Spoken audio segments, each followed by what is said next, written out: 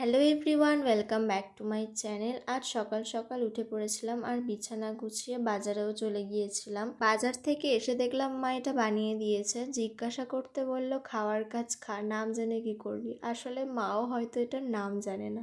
এতে বিনস আর কিছু মশলা দেওয়া ছিল, আর আটা ময়দার ব্যাপারটা আমি ঠিক বুঝতে পারিনি। বেশ কিছুদিন ধরে ভাবছিলাম শোকেসটা একটু গুছোবো, বাট হয়ে উঠছিল না। ফাইনালি আজ গুছিয়ে ফেলেছি। আর তারপর মা একটু পেয়ারা শসা কেটে দিয়েছিল। আর কয়েকদিন ধরে মায়ের ফোনটায় খুব প্রবলেম হচ্ছিল, তাই ওটা আজ সারাতে গিয়েছিলাম।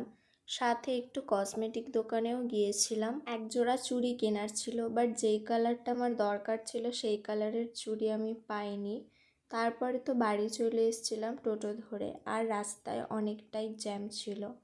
আর এই নদীর পাড়ে দেখো কত লোকের ভিড়, অনেক দোকানপাটও বসেছে, খাওয়ার দোকান। যাওয়ার পথে একটু চপ নিয়ে নিয়েছিলাম। সো চলো, টাটা।